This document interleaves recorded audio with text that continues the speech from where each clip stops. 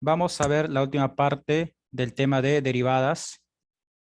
Hoy día vamos a aprender a cómo encontrar el intervalo donde crece, decrece la función, el máximo y mínimo relativo.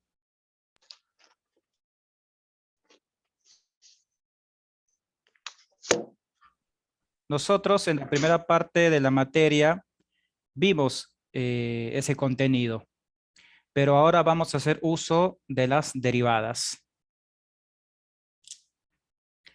Vamos a la guía práctica número 5, ejercicio 12.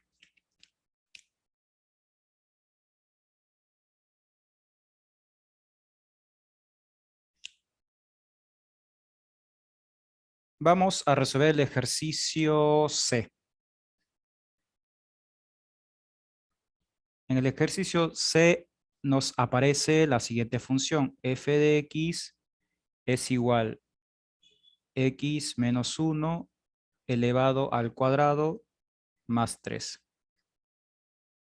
Bien, entonces, en el ejercicio número 12 nos piden encontrar el intervalo de crecimiento, decrecimiento, máximo y mínimos relativos. ¿Sí?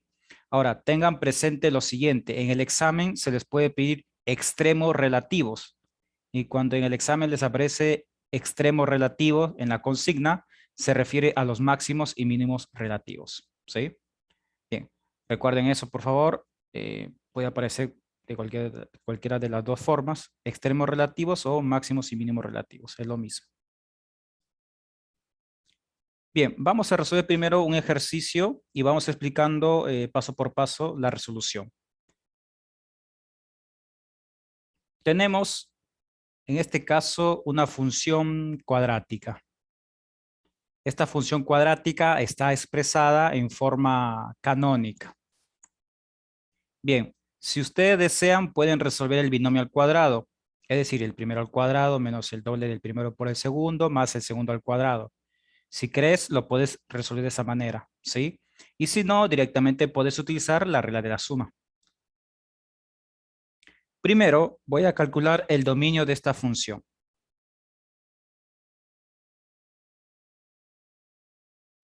¿Cuál es el dominio de esta función? Son todos los reales.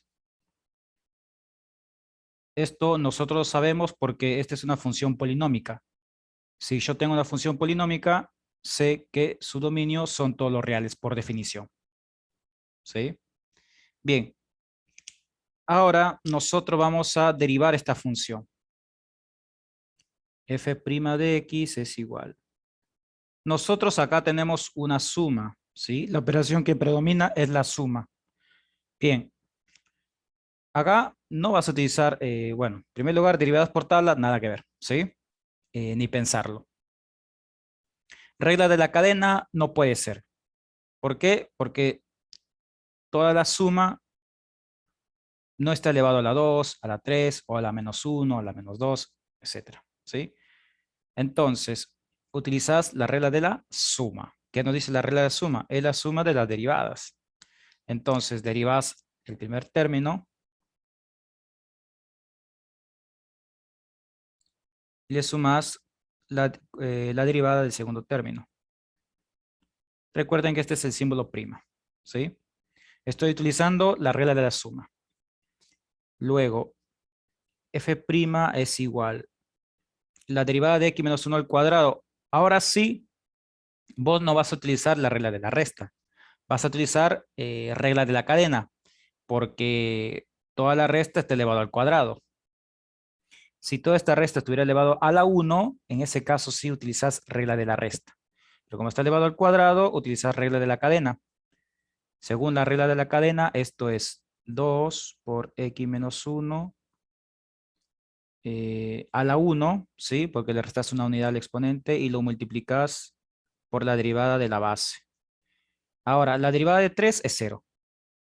¿Sí? Esto nosotros sabemos, la derivada de una constante siempre vale 0.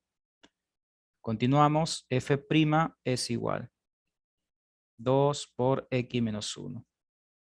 Acá calcular la derivada de x menos 1. Acá utilizas la regla de la resta. La derivada de x, 1. La derivada de menos 1, 0. 1 menos 0, 1. Ya no lo escribo. ¿Sí? Entonces, la derivada es 2 por x menos 1. Ahora, si querés, podés calcular también el dominio de la derivada.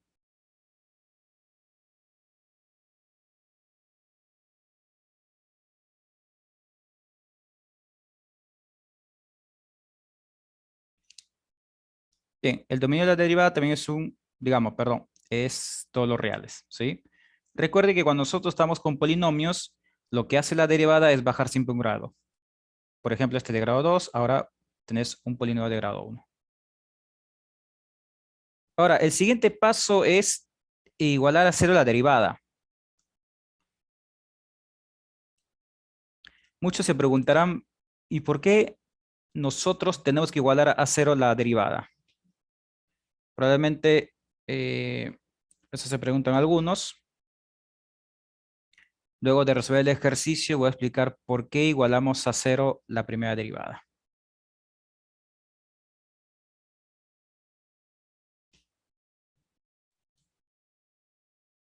Bien, entonces, vamos a igualar a cero la primera derivada.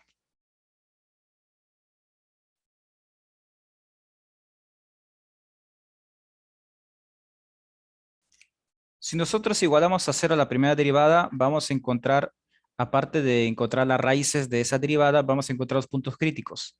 Los puntos críticos son los candidatos a ser máximos y mínimos de la función original.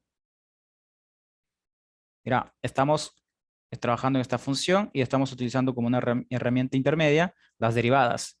Ahora, la derivada estoy igualando a cero, ¿sí? Voy a encontrar las raíces de la derivada, pero a esas raíces de la derivada se les llama puntos críticos, ¿sí? ¿Y qué son los puntos críticos? Son los candidatos a ser máximos y mínimos de esta función. Es la relación que guardan, ¿sí?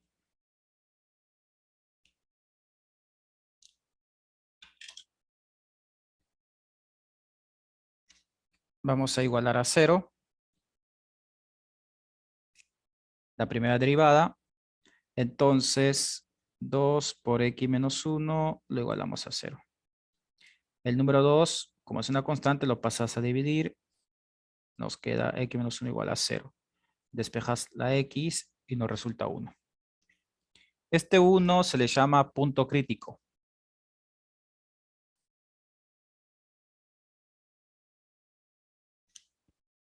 Vuelvo a resaltar, es candidato a ser máximo y mínimo. Es un error garrafal pensar que el 1 va a ser un máximo o un mínimo. Eso es falso.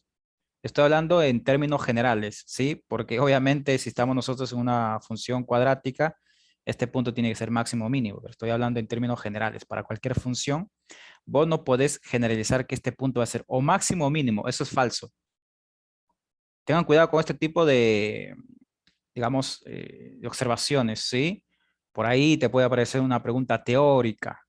Entonces, los puntos críticos son candidatos a ser máximos o mínimos de la función original, ¿sí? Este es un candidato a ser máximo o mínimo de esta función original. Listo. Porque ocurre en algunos ejercicios que son un poco extraños, raros. Entonces, cuando calculas el punto crítico, por ejemplo, te da un valor cualquiera. Y bueno, no solamente te va a dar un valor, a veces te puede dar un valor, te pueden dar 2, 3, 4, 5, etcétera. Y ocurre que esos puntos críticos no son ni máximos ni mínimos. Eso puede ocurrir, ¿sí? Bien, entonces hagamos un resumen. Yo tengo la función original, ¿sí? Calculo primero el dominio, después vamos a ver por qué es necesario calcular el dominio. Luego calculo la derivada de la función original. Una vez que obtengo la derivada de la función original, lo igualo a cero. Después vamos a explicar por qué lo igualamos a cero, ¿sí? La interpretación. Lo igualamos a cero, calculamos el dominio de derivada, si querés. Esto es casualidad, el hecho de que sean iguales. No siempre tienen que ser iguales. Bien, y luego calculás el punto crítico. Hasta acá no hemos realizado algo nuevo, ¿sí? Porque ustedes ya tienen noción de derivada. No voy a decir que lo manejan, digamos, muy bien o que son cancheros en ese tema. No, no, no. Pero tienen una noción de derivadas, ¿sí? No estamos haciendo nada nuevo hasta ahora.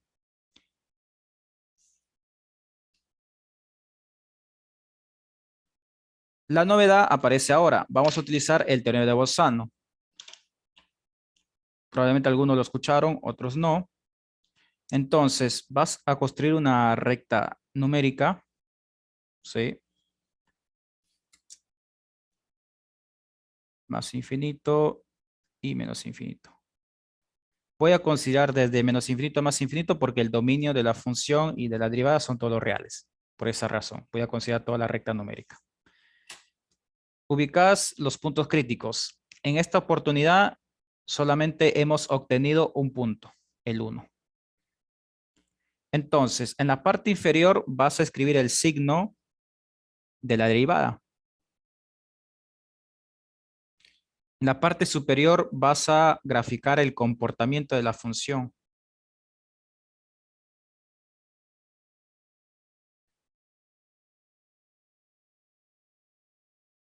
¿Sí? Bien. Ahora vamos a utilizar el teorema de Bolzano.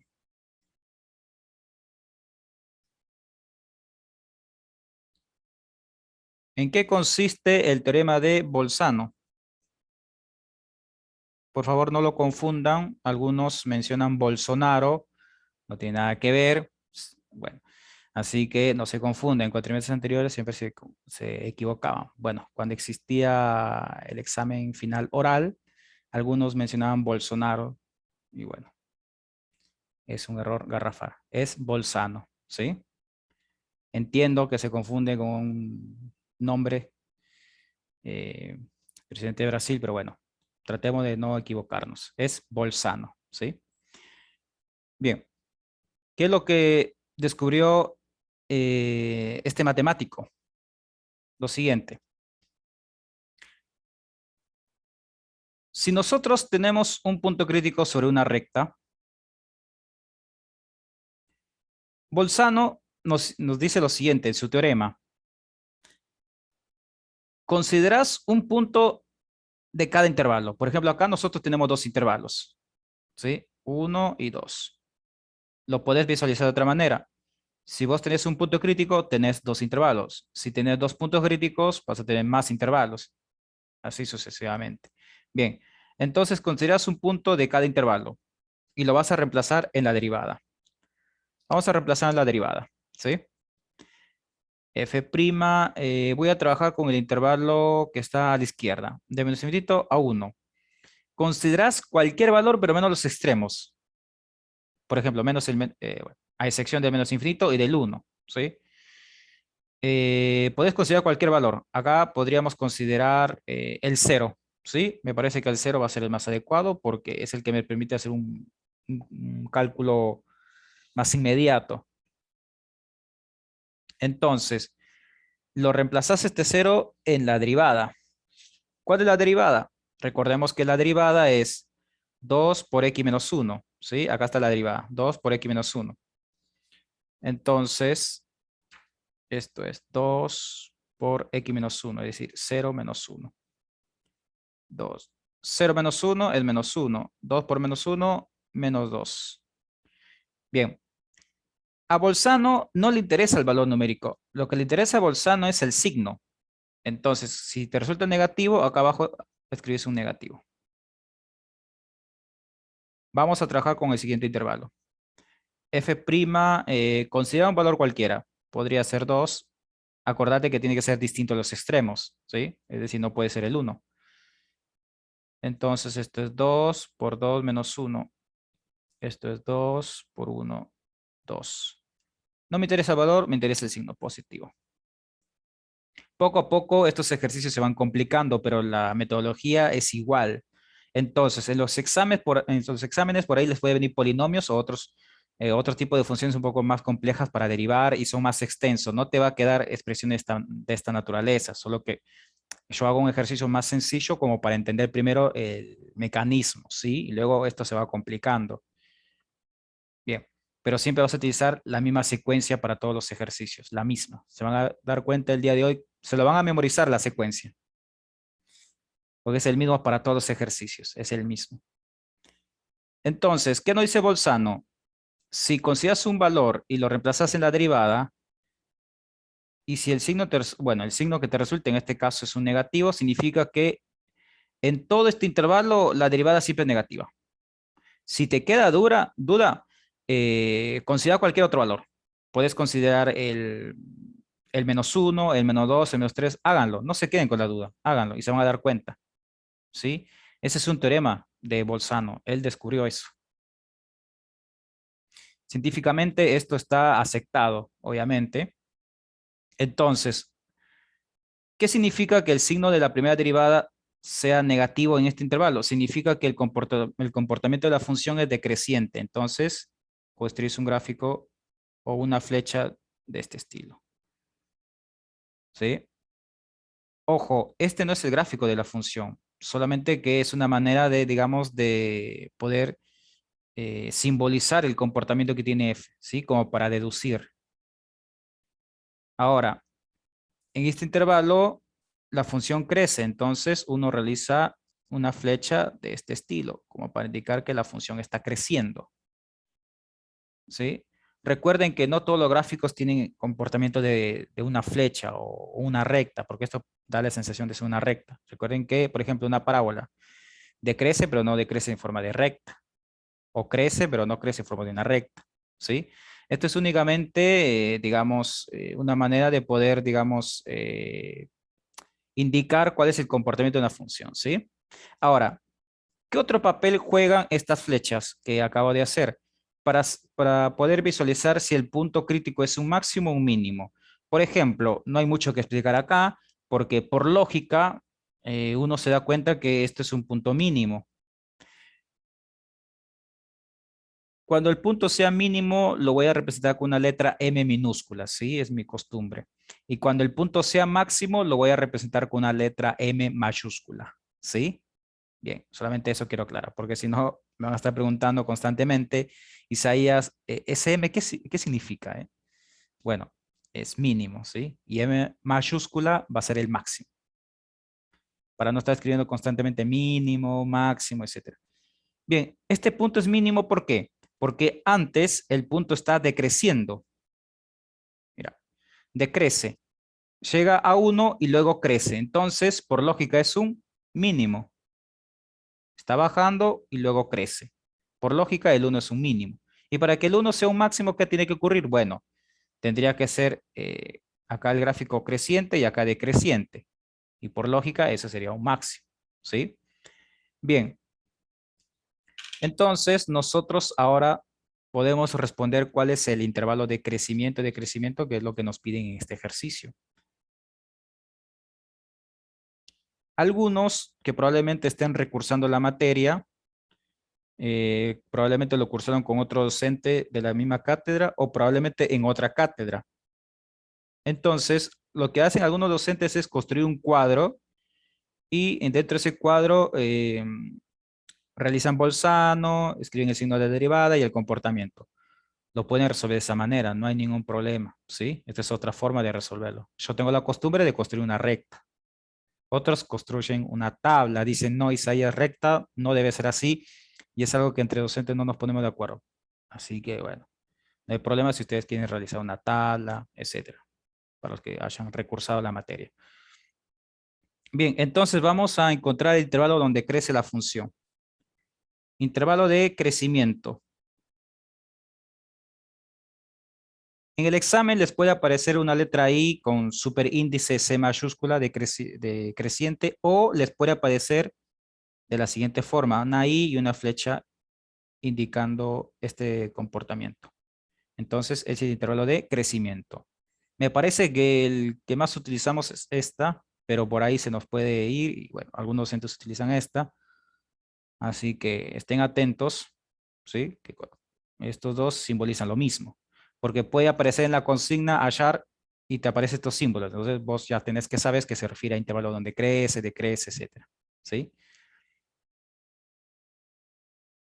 ¿Cuál es el intervalo de crecimiento de la función original? Porque nosotros estamos calculando con respecto a la función original, es desde 1 a más infinito. Entonces escribís desde 1 a más infinito. Ahora calculás el intervalo de crecimiento. O les puede aparecer de esta otra forma.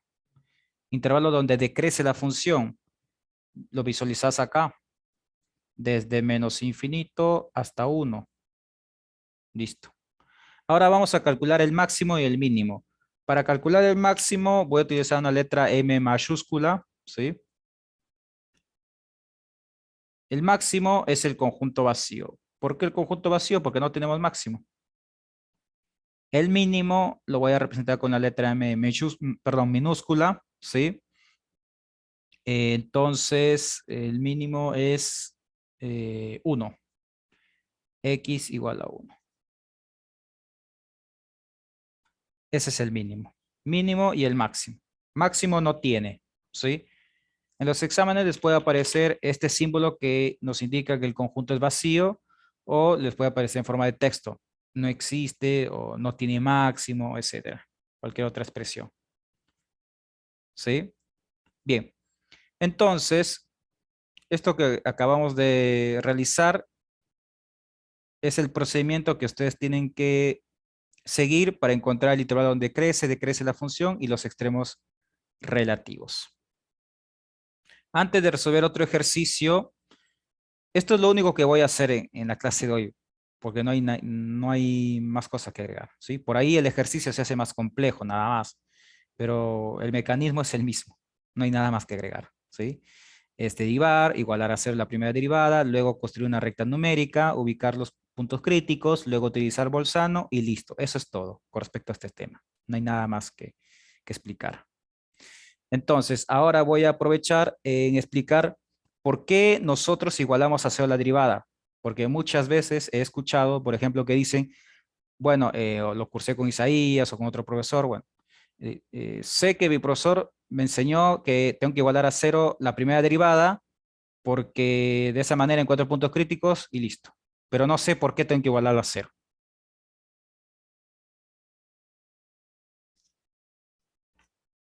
Si uno se pone a pensar un poco, le va a encontrar un poco de lógica,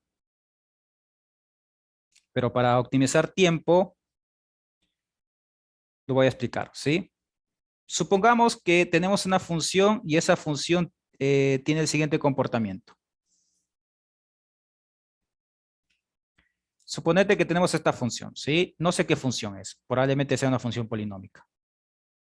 Ahora, si este gráfico fuera mi función, si te pones a observar este punto que está acá, ¿sí? Probablemente mi gráfico no es muy prolijo, pero bueno, pensemos que este es el punto máximo, ¿sí? Entonces, este punto que está acá es un mínimo, por lógica, ¿sí? Porque acá está creciendo, llega al punto máximo y luego comienza a decrecer la función y luego crece. Entonces, ¿qué ocurre si yo trazo una recta tangente sobre este punto, que es el punto máximo? La recta tangente va a tener este comportamiento. Y esta otra recta tangente va a tener este otro comportamiento. ¿Qué característica tiene las rectas tangentes? Son horizontales. ¿Y nosotros qué aprendimos de la primera parte de la materia? Que las rectas horizontales tienen pendiente cero. Recuerden eso. Las rectas eh, horizontales tienen pendiente cero. Acá la pendiente cero y acá también la pendiente cero. ¿Sí? No se confundan esta m con el mínimo. ¿Sí? Esto es m dependiente. Recuerden, por ejemplo, la función lineal. La función lineal es mx más b. Lo que nosotros vimos en la clase anterior, la ecuación de la recta tangente, ¿sí? ¿Qué ocurre si la pendiente vale cero? Esta recta es horizontal. Entonces, por esa razón, y aparte de eso, recordemos, ¿qué es la derivada? La derivada es la pendiente de la recta tangente al gráfico de una función en un punto dado. Entonces, esta es la derivada.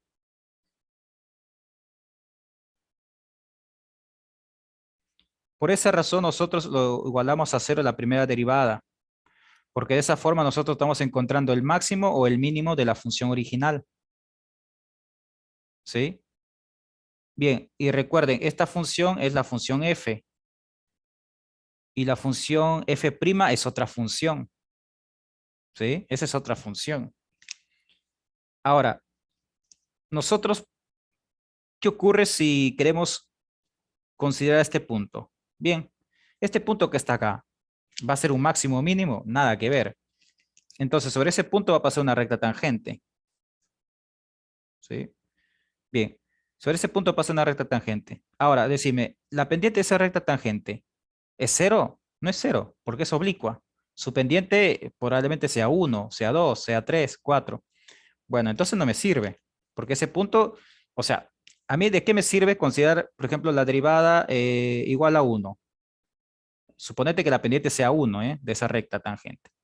Entonces, a mí no me sirve de nada, porque estoy estudiando un punto que tiene este comportamiento y este punto nunca va a ser un máximo mínimo. Lo mismo ocurre con este otro punto. Si vos consideras este otro punto, bueno, trazar la recta tangente, la pendiente va a ser positiva. Probablemente la pendiente puede ser 10, puede ser un 20, o un 2, o un 3, ¿sí? Y lo mismo ocurre con estos otros puntos. En sí son infinitos puntos, pero no voy a trazar infinitos puntos, obviamente. Ahora, si consideras este punto, la recta tangente, probablemente acá la pendiente sea negativa. Lo mismo ocurre acá, ¿sí? Es por esa razón que nosotros siempre igualamos a cero la primera derivada, porque es ahí donde las rectas tangentes tienen, digamos, perdón, son una recta horizontal, y es ahí donde están ubicados los extremos relativos de una función, es decir, los máximos o los mínimos de f. Espero se haya comprendido esta explicación, es el por qué nosotros igualamos a cero, ¿sí?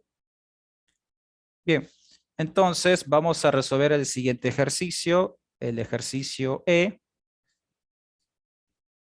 de la misma pregunta. Ahora observemos que tenemos una función de mayor grado, ¿sí? X a la 4 menos 2x a la 2 más 1. Tenemos una función polinómica de grado 4 y la pregunta es la misma. Entonces, calculas primero el dominio. El dominio son todos los reales es porque es una función polinómica, esa es la explicación. Ahora, derivamos esta función para encontrar los puntos críticos. Acá tenés suma y resta, es una combinación de la regla de la suma y de la regla de la resta. Derivás, esto es 4 por x al cubo, menos 2 por 2, porque bajás el 2 de arriba y al exponente le restas una unidad. Y la derivada de 1 es 0. Esto nos resulta 4 por x al cubo menos 4x. Bien, ahora nosotros vamos a igualar a 0 la primera derivada. Ya sabemos por qué igualamos a 0. Ahora sabemos el por qué. Y bueno, el dominio de esta función también son todos los reales, porque es una función polinómica. Acá viene la importancia de saber factorizar, ¿sí? Esto lo expliqué en la clase anterior, que tenían que repasar factorización, etcétera. 4 por x al cubo menos 4x es igual a 0. Bien, ¿qué tienes que hacer acá? Encontrar las raíces de la derivada. Este es un polinomio de grado 3. Si fuera un polinomio de grado 2, bueno, por ahí puedes utilizar la resolvente. Acá vamos a factorizar. 4x por x al cuadrado menos 1 igual a 0. Bien, espero que a estas alturas no tengan problema con la factorización. Si no, lo único que tienen que hacer es repasar, ¿sí? Bien, ahora, este x al cuadrado menos 1 lo puedes representar de otra manera. Vamos a recordar la fórmula a al cuadrado menos b al cuadrado, que es igual a menos b por a más b.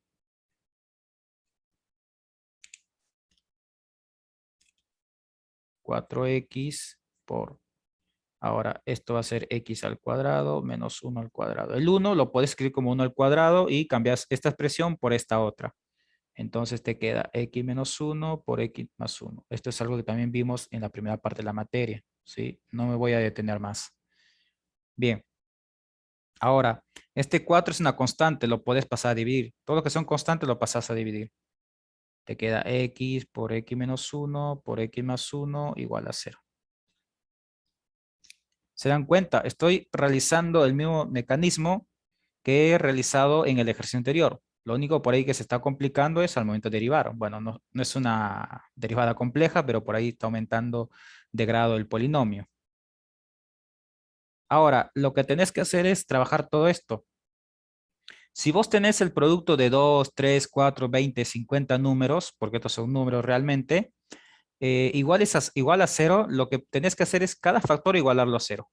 Cada factor, ¿sí? Entonces vas a igualar a 0 cada factor. Igualemos el primero. X es igual a 0, por un lado.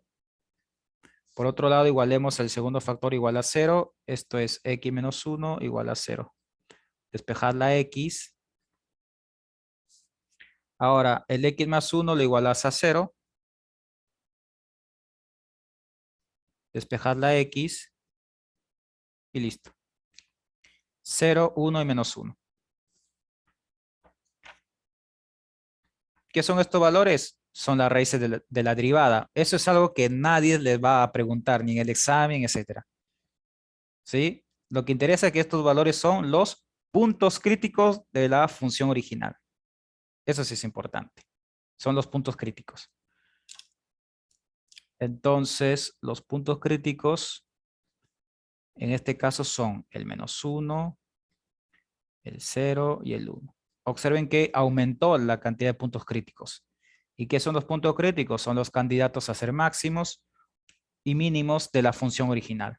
¿Puede ocurrir que los 3 puntos sean máximo? Sí. Ese es otro tema que también quiero aclarar, ¿sí? Porque muchos se confunden y esto ocurrió más que todo en los orales, ¿sí? Cuatrimestre pasado y bueno, el año pasado también, que los exámenes fueron orales. Se les preguntaba, ¿qué son estos puntos críticos? Y muchos decían, bueno, son máximos y mínimos de la función. Eso ya lo corregí anteriormente, ya les mencioné cuál es lo correcto, porque no siempre van a ser máximo o mínimo, son candidatos. Ahora, algunos piensan que uno de estos valores tiene que ser máximo y el otro tiene que ser mínimo. Eso es falso. Los 3 pueden ser mínimo, o los 3 pueden ser máximo, o puede ser que los 3 no sean ni máximo ni mínimo. O sea, eso puede ocurrir. Son funciones raras. Quizá no en esta función porque es polinómica.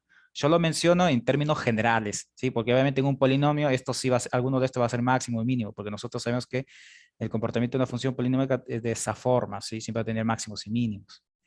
Bien, pero en términos generales uno no sabe.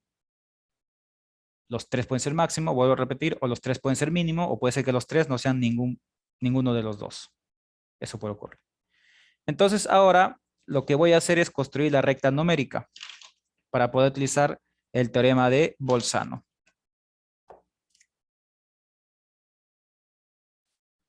Construimos una recta numérica. Es una ventaja para ustedes el hecho de que el examen final sea presencial. De esa manera, digamos, evitan el examen oral.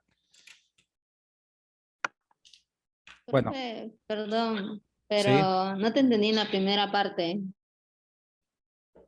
cómo lo Eh, hiciste. Después de en la primera parte, ¿no? Trabajo que estabas explicando, el sí, ejercicio. Este. Sí, sí, sí. sí. ¿De dónde sacaste, cómo lo hiciste para hacer 4x al cubo menos 2 por 2x? Esa parte no la entendí. Bien. Lo que hice fue derivar. Acá nosotros tenemos una resta y una suma, entonces aplicar la regla de la resta y de la suma al mismo momento. Entonces la derivada de x a la 4 es 4 por x 4x. al cubo. ¿Sí? Porque bajas el número de arriba y al exponente siempre le restas una unidad. Ahora, Sí, este número 2 también lo bajas, ¿sí? Este 2 es por el 2 que está acá originalmente.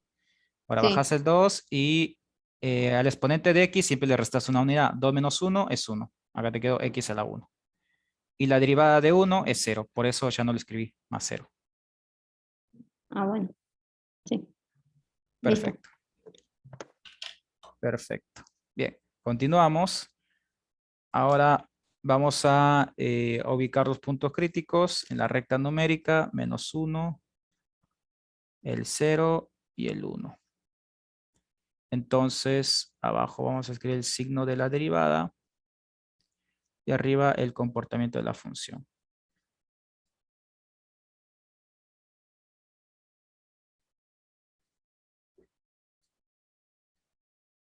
Vamos a utilizar el teorema de Bolzano.